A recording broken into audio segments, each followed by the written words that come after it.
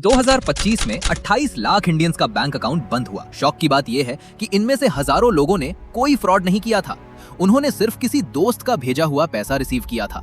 लेकिन उसके बाद UPI decline, ATM transaction fail और नेट बैंकिंग पे सिर्फ एक वार्निंग दिखी, अकाउंट रिस्ट्रिक्टेड।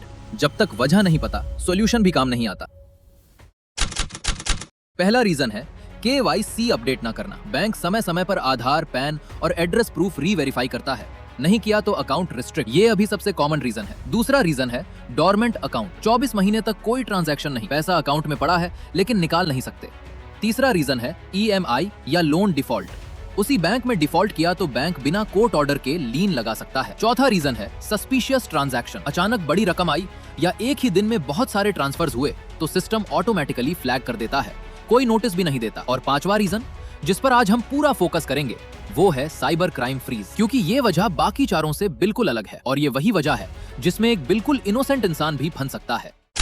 एक सिंपल एग्जांपल लेते हैं। किसी ने फ्रॉड किया, किसी इनोसेंट इंसान को फेक इन्वेस्टमेंट स्कीम में फंसाया और उससे पैसा ट्रांसफर करवा लिया। अब फ्रॉडस्टर सीधा अपने अकाउंट में पैसा नहीं रखता। ट्रेल कंफ्यूज करने के लिए वो पैसा अलग अलग अकाउंट्स के थ्रू घूमता है और इसी चेन में कहीं ना कहीं एक आम इंसान का अकाउंट आ जाता है जिसने सिर्फ एक नॉर्मल UPI ट्रांजैक्शन की होती है। जब cyber crime police complaint receive करती है, वो पैसे की पूरी ट्रेल फॉलो करती है और जितने भी अकाउंट्स उस चेन में आते हैं उन सबको एक साथ फ्रीज कर दिया जाता है, चाहे अकाउंट होल्डर इन्वॉल्व हो या ना हो। वेरिफिकेशन बाद में होती है, फ्रीज पहले। तो सुबह आप उठते हैं, कोई SMS नहीं, कोई कॉल नहीं, कोई नोटिस नहीं, बस नेट बैंकिंग खोलते हो और एक मैसेज दिखता है, अकाउंट रिस्ट्रिक्टेड। और ये रोज हजारों लोगों के साथ हो रहा है। अब 3 चीजें हैं जो बैंक कभी सीधा नहीं बताता। पहली चीज, फ्रीज पहले होती है, नोटिस बाद में। कोई वार्निंग नहीं आती, कोई लेटर नहीं आता।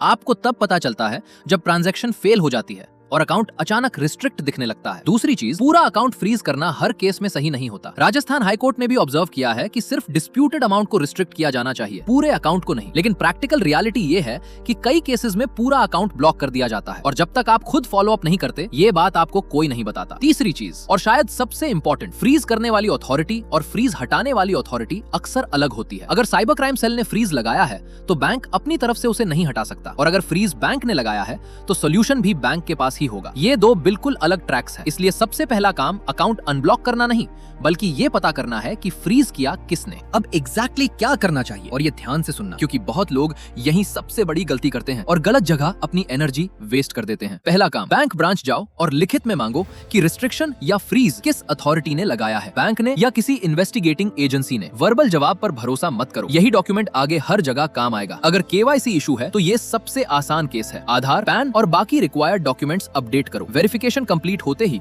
अकाउंट आमतौर पर कुछ घंटों से लेकर कुछ दिनों में नॉर्मल हो जाता है। लेकिन अगर साइबर क्राइम फ्रीज है तो प्रोसेस बिल्कुल अलग है। सीधा 1930 पर कॉल करो और साइबर क्राइम कंप्लेंट का स्टेटस समझो। साथ ही बैंक से इन्वेस्टिगेटिंग एजेंसी या साइबर क्राइम सेल की डिटेल्स लो और उन्हें रिटर्न रिप्रेजेंटेशन दो। साफ लिखो कि आप उस ट्रांजैक्शन चेन में एक इनोसेंट रिसिपिएंट थी है और अपने सपोर्टिंग डॉक्यूमेंट्स अटैच करो। साथ में बैंक के नोडल ऑफिसर को भी रिटर्न कंप्लेंट दो और रिक्वेस्ट करो कि आपको फ्रीज का एग्जैक्ट रीजन और एप्लीकेबल इंस्ट्रक्शंस लिखित में दी जाए। अगर सिर्फ ट्रांजैक्शन का एक हिस्सा डिस्प्यूट में है तो उस बात को भी रिकॉर्ड पर लाओ। कई हाई कोर्ट जजमेंट्स में कहा गया है कि रिस्ट्रिक्शन डिस्प्यूटेड अमाउंट तक लिमिटेड होनी चाहिए, लेकिन प्रैक्टिकल रियलिटी में आज भी कई केसेस में पूरा अकाउंट फ्रीज कर दिया जाता है। और अगर बैंक आपकी कंप्लेंट का सैटिस्फैक्टरी जवाब नहीं देता तो अगला स्टेप है RBI integrated ombudsman. Complaint CMS portal के थ्रू या RBI कॉन्टैक्ट सेंटर पर रजिस्टर की जा सकती है। कई केसेस में रेगुलेटरी कंप्लेंट के बाद रेजोल्यूशन प्रोसेस तेज हो जाता है। और एक लास्ट वार्निंग, जब अकाउंट फ्रीज होता है बहुत लोगों को मैसेजेस और DMs आते हैं, 2 घंटे में अकाउंट अनफ्रीज करवा देंगे,